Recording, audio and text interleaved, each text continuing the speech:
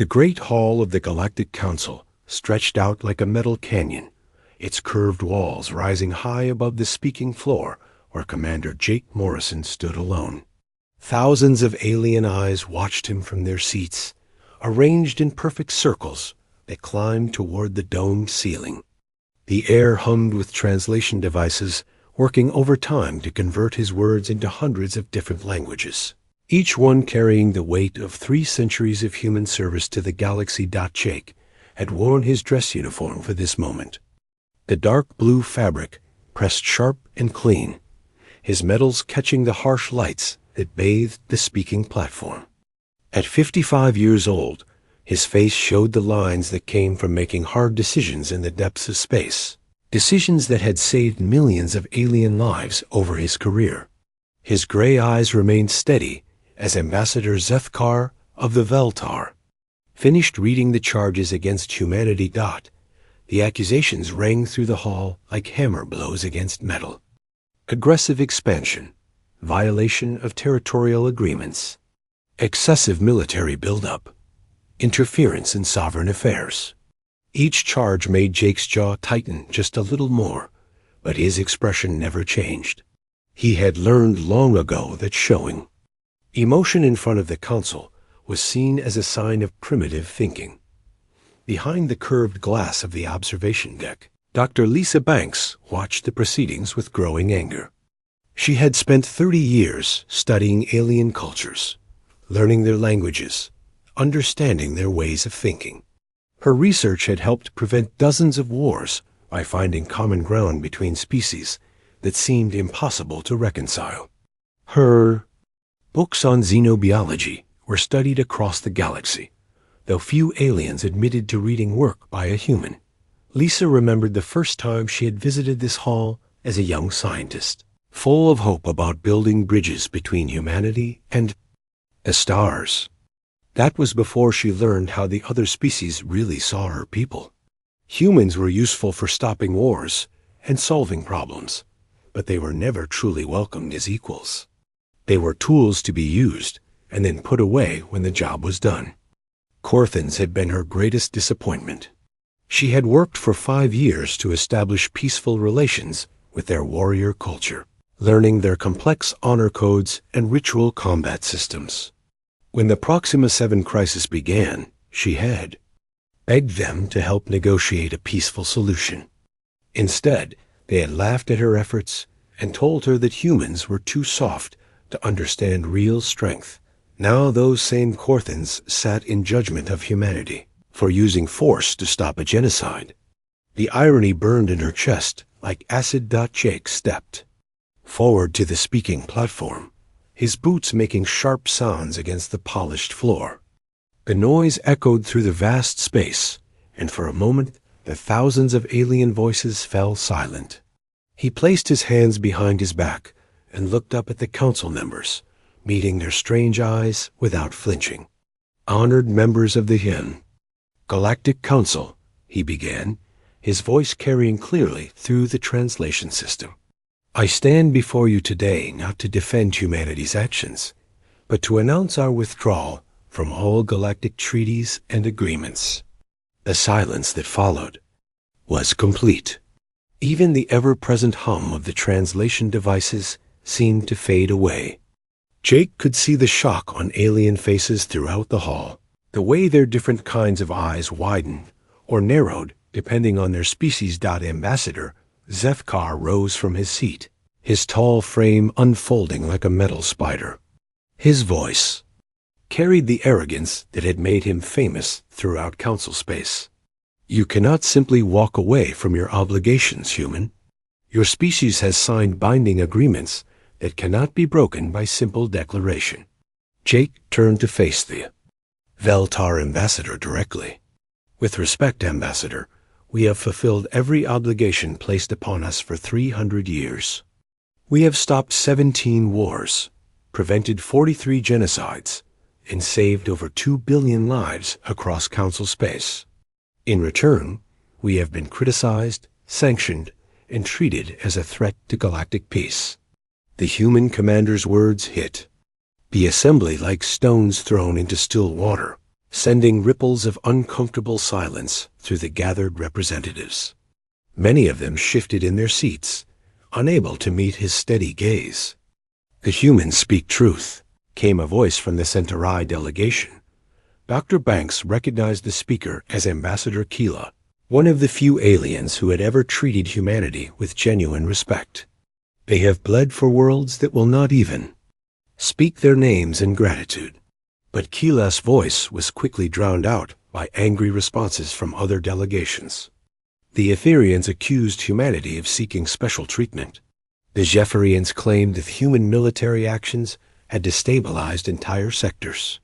The Regellians demanded that Earth be placed under Council oversight to prevent future aggression. Jake listened to it all without moving, his face carved from stone. When the shouting finally died down, he spoke again, his voice cutting through the noise like a blade through cloth. "We came to the stars, hoping to find friends among the galaxies. Children. Instead, we found masters who demanded our service and scorned our friendship. We have been your peacekeepers, your soldiers, your diplomats, and your scientists. We have given our lives to protect worlds that curse our names. No more." He reached into his uniform pocket and pulled out a small device, placing it on the speaking platform where everyone could see it. The Council's own seal glowed on its surface, marking it as an official communication device. "This contains humanity's formal withdrawal from the Galactic Accords, the Mutual Defense Treaty, the Trade Regulation Agreement, and every other document that binds us to this Council. We are returning to Earth, and we will not be coming back." The explosion of noise that followed was unlike anything the Council chambers had ever heard. Delegates shouted in dozens of languages, their voices mixing into a chaos of anger, disbelief, and fear. Some demanded that humanity be forced to honor their commitments. Others insisted that the withdrawal was illegal under galactic law. Through it all, Jake stood quietly on the speaking platform, watching the beings who had shaped his life's work reveal their true nature. These were the creatures that humanity had died for, bled for, sacrificed everything to protect. Now they showed their real faces, angry that their servants were walking away. Ambassador Zethkar's voice cut through the noise like a whip crack. "You are making a mistake that will cost your species dearly, human. The galaxy is vast and dangerous. Without the Council's protection, Earth will find itself alone against threats you cannot imagine." Jake smiled for the first time since entering the chamber. It was not a pleasant expression. "Ambassador, we have been alone since the day we first reached for the stars. The only difference is that now we admit it." He turned and walked toward the chamber's exit, his footsteps echoing in the sudden silence that followed his words. Behind him, the greatest gathering of civilized species in the galaxy sat stunned, finally beginning to understand what they had just lost.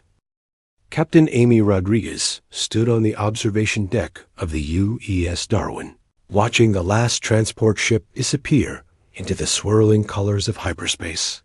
Below her, Kepler Station hung in the void like a metal flower, its habitat rings still spinning slowly around the central hub.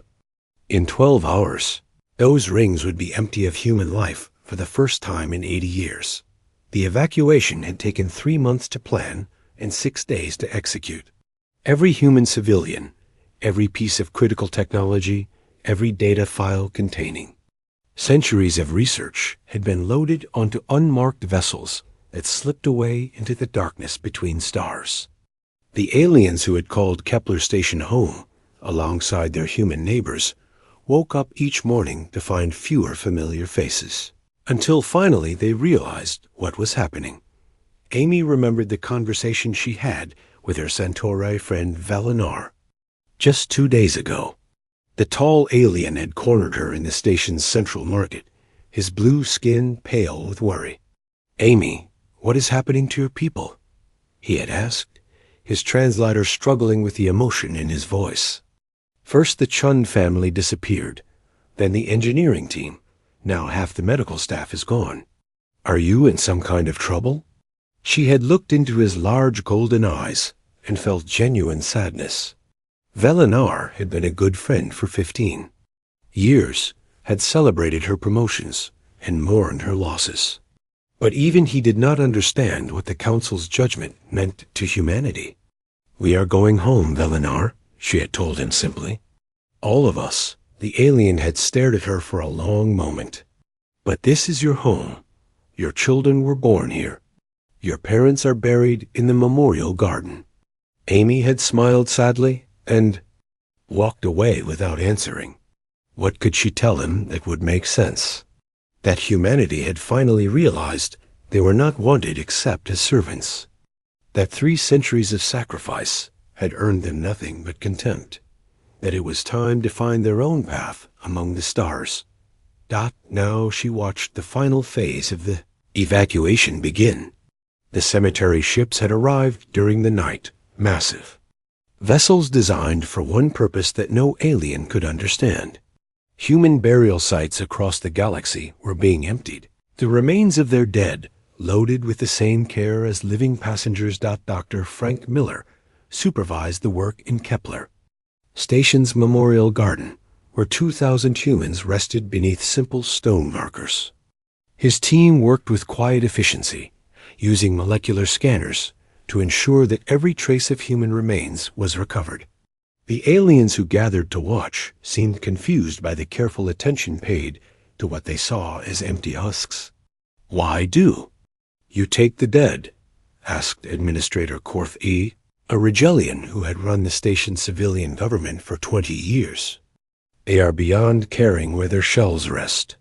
Frank looked up from his scanner readings, his weathered face showing the strain of the past weeks. "Because they are our people, and no human gets left behind. Living or dead, we all go home together." The administrator's tentacles writhed in confusion, a sign of deep thought among his species. "But where is this home you speak of? Earth is 800 light years from here. Surely you do not mean to carry corpses across such distances." Frank sealed another transport container and marked it with careful handwriting. Inside lay the remains of Maria Santos, who had died fighting to save Rigelian refugees during the Outer Rim crisis. The Council had given her a medal for her sacrifice, then filed the citation away and forgotten her name. "Earth is not our destination," Frank said quietly. "We are going somewhere new, somewhere we can build without asking permission from people who despise us." The work continued through the station's night cycle, silent figures in white suits moving between the graves like ghosts. By morning, the memorial garden was empty except for the flowering plants that human colonists had brought from Earth decades ago. Even the plaques marking burial sites had been carefully removed and packed away. In the station's command center, Amy watched her final duties unfold on multiple screens. Transport Captain Bill Hayes reported that the last civilian evacuation convoy had cleared the system boundary. Engineering Chief Carol Wright confirmed that all critical systems had been set to automatic mode and would continue functioning for approximately 6 months. Medical Director Paul Johnson had transferred all patient records to the remaining alien medical staff and wished them well. The hardest part had been the children. Amy had watched families say goodbye to alien friends who did not understand why. They were leaving. Human children had grown up playing with young Centauri and Rigelian and Veltar, learning to see past the differences in appearance to find friendship beneath. Now those friendships were ending forever, not from any failure of understanding, but because their parents' species could not find common ground. 8-year-old Jenny Collins had cried when she learned her best friend, Silvera, could not come with them to the new world. The young Etherian had promised to write letters, not knowing that where humanity was going, no letters from Council space would ever reach them. Amy's communication board lit up with incoming signals from across the sector. Reports flooded in from every human colony, research station, and military outpost.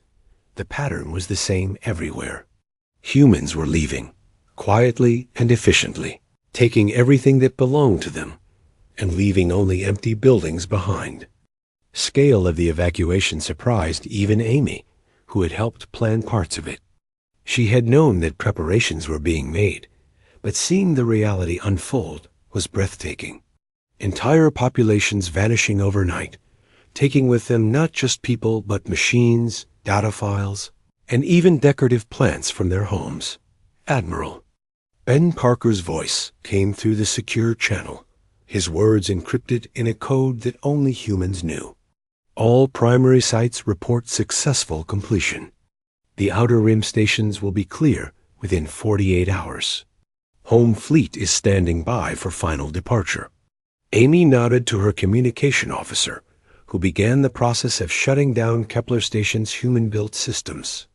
The aliens who remained would find their computers still functional, their life support still operating, their transport ships still running. But the deeper systems, the ones that made everything work smoothly together, would slowly begin to fail as human maintenance protocols expired. She walked to the viewport one last time, looking out at the stars that had been humanity's home for 3 centuries. Somewhere out there, beyond the edge of known space, their real journey was about to begin. The galaxy had taught them a hard lesson about the price of trying to help those who did not want to be helped.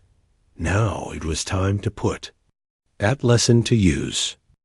The power grid on Veltar Prime failed at exactly 3:15 in the morning local time, plunging 17 billion souls into darkness.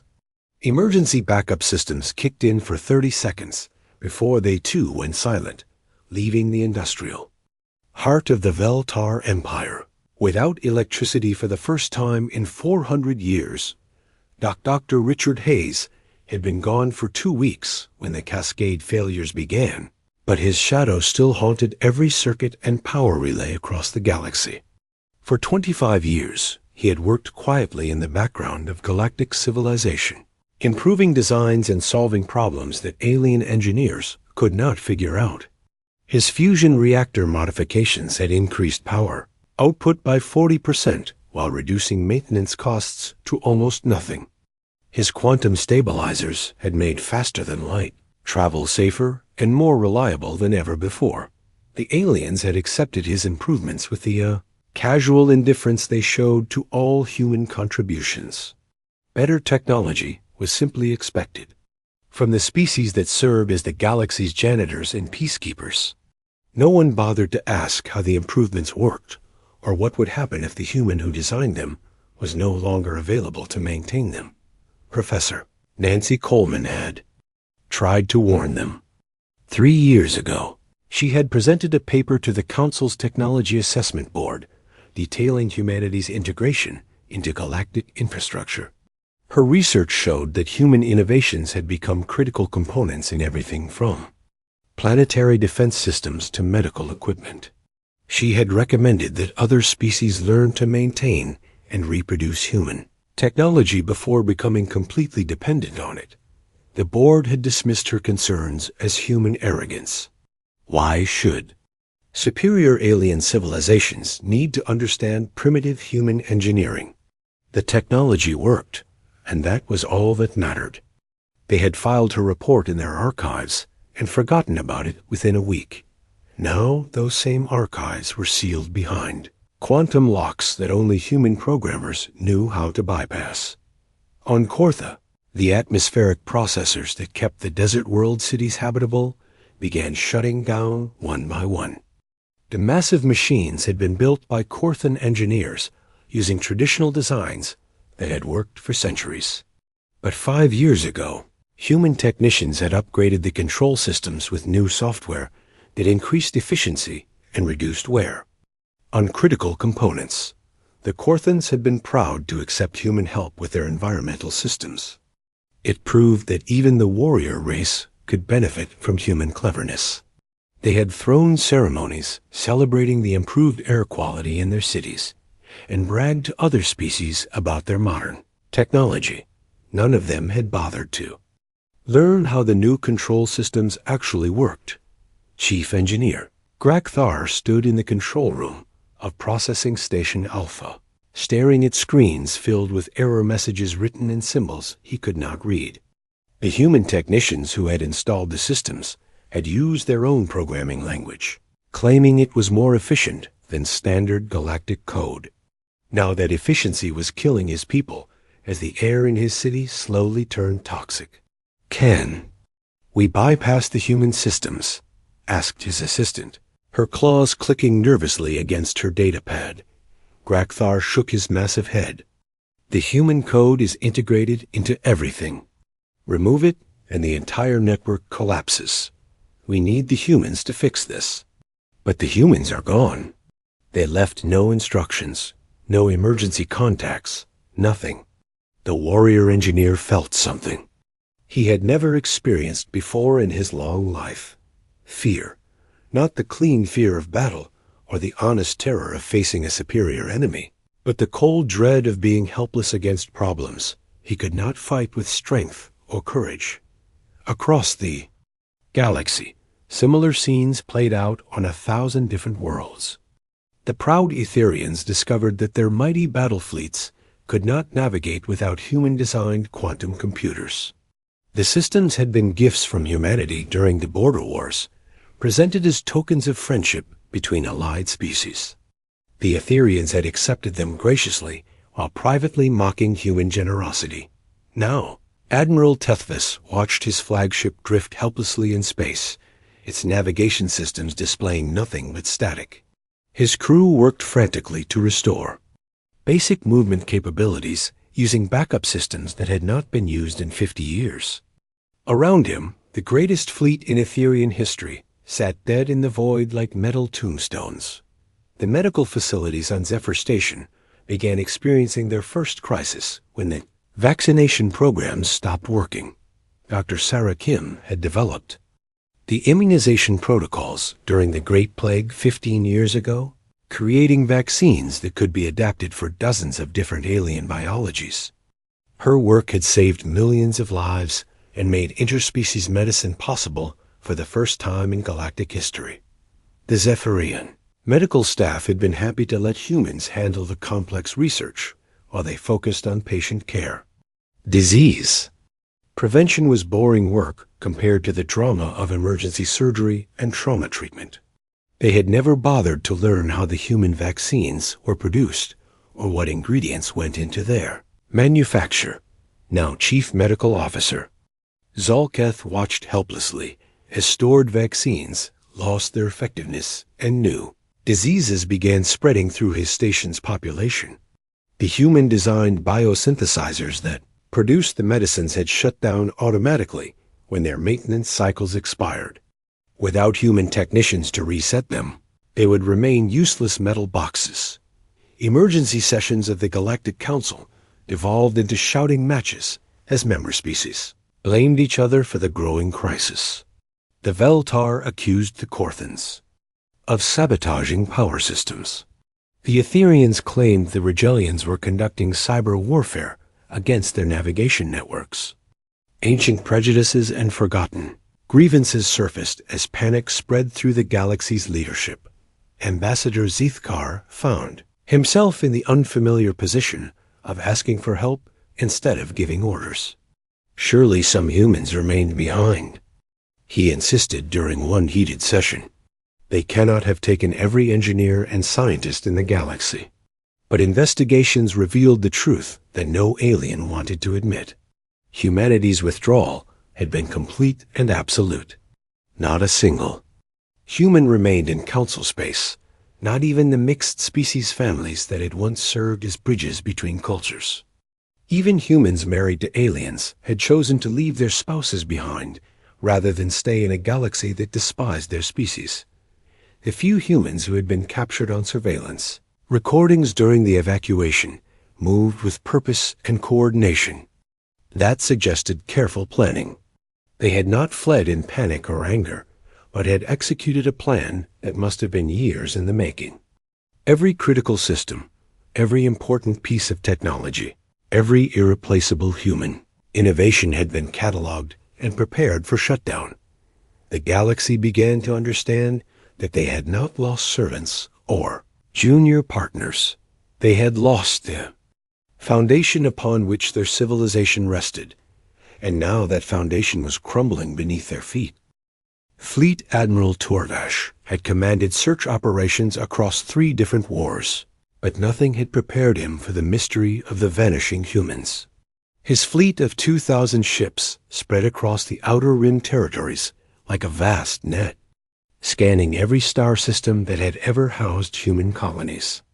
What they found defied everything he thought he knew about interstellar logistics.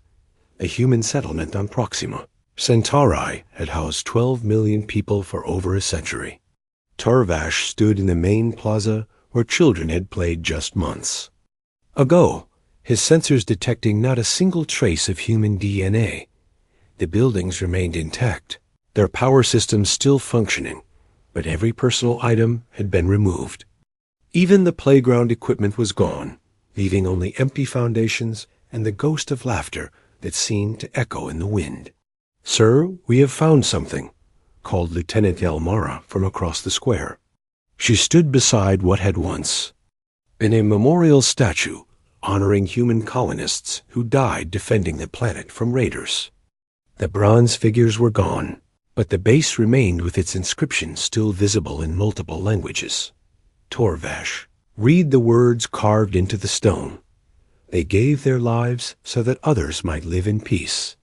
Below that, in smaller text, added recently, someone had scratched, "The galaxy remembers differently."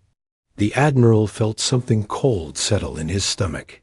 This was not the desperate flight of refugees escaping danger.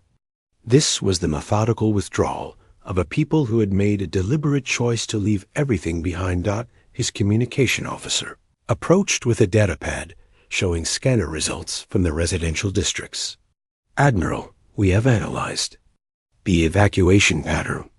Based on the logistics involved, they would have needed over 300 transport ships to move this many people and their belongings.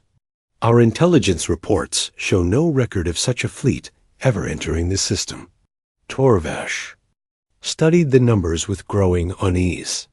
The humans had somehow moved millions of people without being detected by the extensive sensor networks that monitored all major shipping lanes.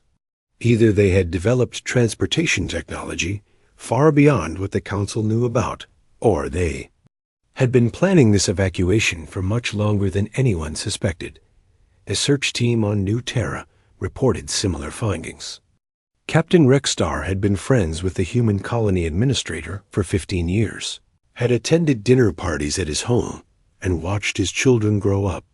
Now he walked through empty streets that showed signs of massive construction projects, recently completed and then abandoned. "The humans built something here," Rexstar reported over the communication link. "The foundation work extends for kilometers underground, but whatever they constructed has been completely removed. The excavation sites have been filled with local soil and planted with native vegetation." Torvash felt his confidence in the search operation beginning to crack. Hidden construction projects on dozens of worlds suggested a level of coordination that spanned decades. The humans had not simply walked away from galactic civilization. They had been preparing for this moment for longer than most council members had been alive. Agent Claire Thompson watched the Veltar search teams from her hiding place in the old mining tunnels beneath New Terra's surface. She was one of only 12 humans who had remained in council space, volunteers who had accepted the most dangerous assignment in human history. Her job was to observe and report on the galaxy's reaction to humanity's departure. The alien search teams moved with increasing desperation as each site revealed the same pattern. Humans had lived here, worked here, built families and communities, and then vanished so completely that they might never have existed at all. The only evidence of their presence was the technology they had left behind, and even that was protected by security systems that no alien could bypass. Claire smiled grimly as she watched Captain Rexstar try to access a human data terminal. The device would recognize only human DNA and neural patterns. Without a living human to operate it, the machine was nothing more than an expensive paperweight. Every human computer in the galaxy had been programmed with the same restrictions, a security measure that had seemed paranoid when it was first implemented. Decades ago now, that paranoia was protecting humanity's secrets from the people who had driven them away. The search operation expanded to include archaeological teams trying to understand the scope of human preparation. Dr. Kenthal led a team of Rigelian scientists investigating the abandoned mining facilities on asteroid belt Gamma 7. What they found challenged everything they thought they knew about human industrial capacity. The asteroid field had been systematically stripped of valuable minerals over a period of 30 years. The operation had been registered with the Council as a small-scale mining venture operated by human entrepreneurs. In reality, it had been a massive resource extraction project that had removed enough raw materials to build entire fleets. The humans took everything, Dr. Kenthal reported to Admiral Tervash. Iron, titanium, rare earth elements, even the trace minerals used in advanced electronics. They left nothing but empty rock. Similar reports came in from mining operations across human space. Facilities that had appeared to be routine commercial ventures had actually been part of a galaxy-wide resource-gathering operation. The humans had been stockpiling materials for decades, while maintaining the pretense of normal colonial development. The most disturbing discovery came from the deep space monitoring stations that tracked ships entering and leaving Council territory. Chief Data Analyst Morgith had spent weeks reviewing sensor logs, looking for evidence of the massive fleet that would have been needed to evacuate humanity. "Admiral, I have reviewed 5 years of shipping records," he reported during an emergency briefing. "The data shows regular human transport activity up until 6 months ago, but the tonnage numbers do not match the scale of the evacuation.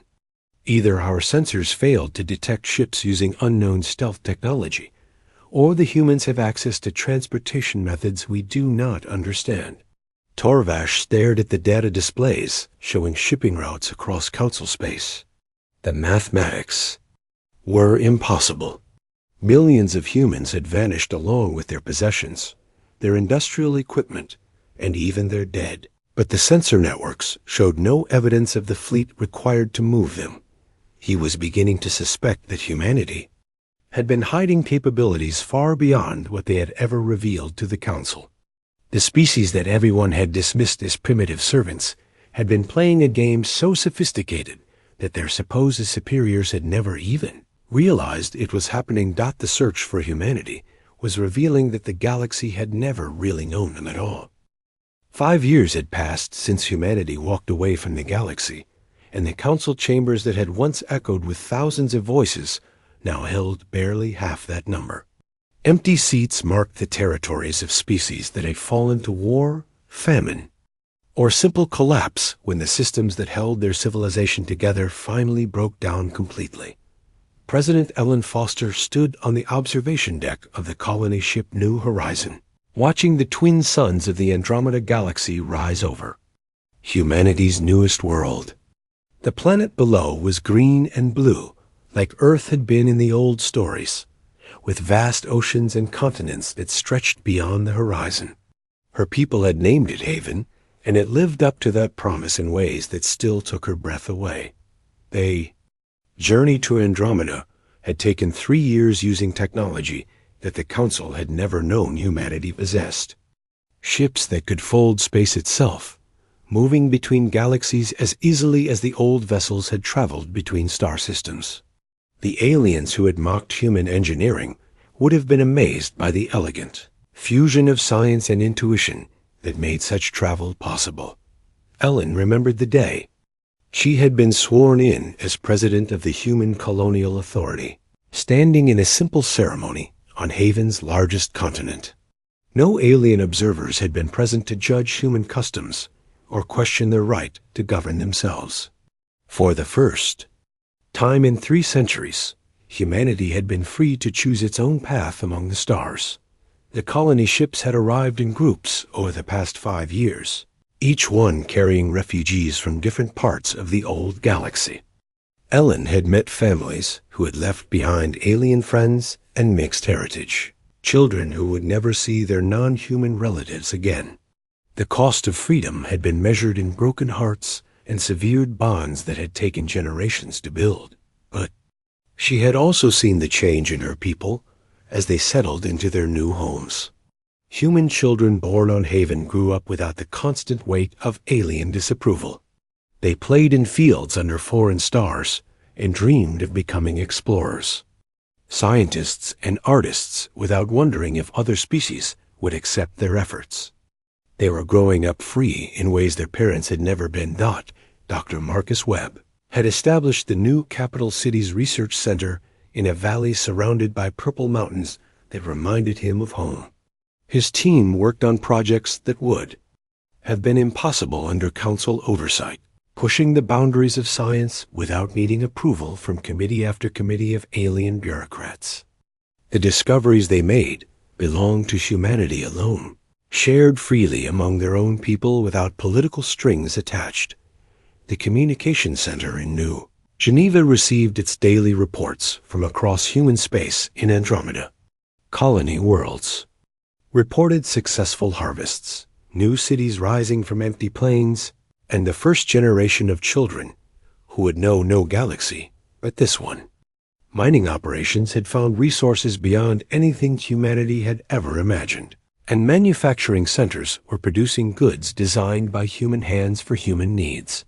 Ellen walked to the communication console where Senior Technician Robert Kim was monitoring the long-range sensors.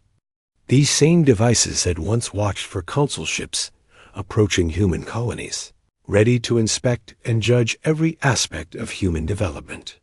Now they scanned empty space, watching for threats that might never come. Madam President, we have received another transmission from the old galaxy, Robert reported, his voice carefully neutral. It's the same signal we've been detecting for the past 6 months. Ellen nodded grimly. The messages from their former home had been growing more desperate as the months passed. First came demands that humanity return to fulfill their obligations to galactic peace. Then came angry accusations that human departure was an act of war against civilized species. Finally, the threats had given way to pleas for help as the council faced problems they could no longer solve. The latest transmission had come from Earth's former seat in the council chambers. Ambassador Zethkar himself had recorded the message, his proud voice reduced to something that sounded almost like begging. The Veltar Empire was collapsing as wars spread across their territory. The Korthans were facing environmental disasters they could not control. The Etherians had lost half their fleet to navigation failures in deep space. Should I prepare a response, Madam President? Robert asked. Ellen looked out at the alien sunset painting Haven's sky in colors that Earth had never seen. Somewhere in those brilliant clouds, her grandson was learning to fly using aircraft designed by human engineers who did not need to explain their work to alien oversight committees. Her granddaughter was studying music that blended Earth traditions with the natural harmonies of their new world. Prepare the standard message, she said finally.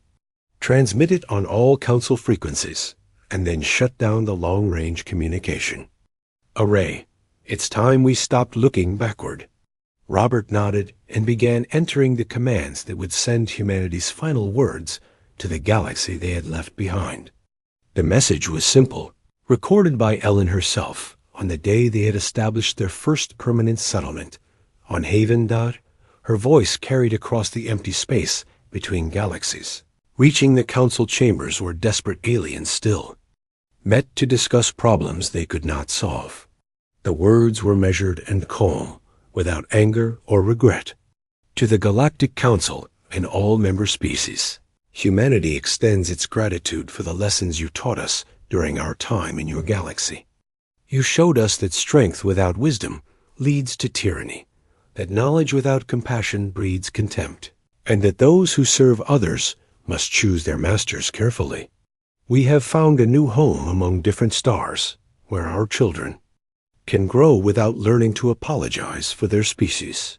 We wish you well in your efforts to maintain the peace you once expected us to preserve for you. Perhaps someday you will understand that the galaxy's greatest strength was never its weapons or its technology, but its willingness to accept help from those it considered beneath notice. We will not be returning. Use the time we have given you wisely. The transmission ended, and the long-range array powered down for the final time. Humanity had officially severed its last connection to the galaxy of its birth, choosing instead to build something new among the stars of Andromeda Dot in the empty council chambers. Alien delegates listened to the message in silence. Outside there, windows, stars that had once seemed eternal, were going dark one by one as civilizations that had lasted for millennia finally began to fall. The galaxy had learned too late that some gifts, once rejected, are never offered again.